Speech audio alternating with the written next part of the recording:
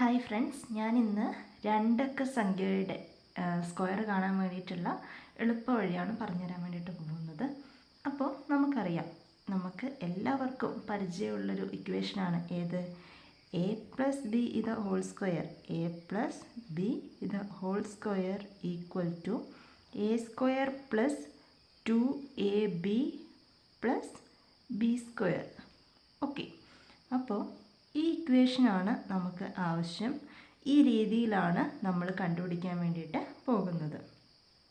Okay, അപ്പോൾ നമുക്ക് 25ൻ്റെ square വേണമെന്ന് വയ്ക്കുക. ഈ 2നെ ബി ആയിട്ടും 5നെ എ ആയിട്ടും എടുക്കണം.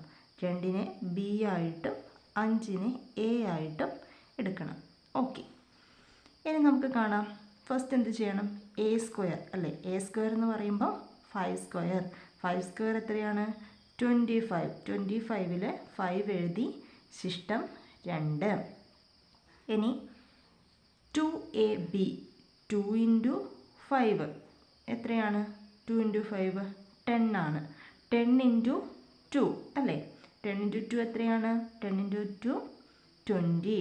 20 പ്ലസ് ഈ 2 ഉണ്ടല്ലോ, അതുകൂടി ആഡ് ചെയ്ത് കഴിയുമ്പം 22.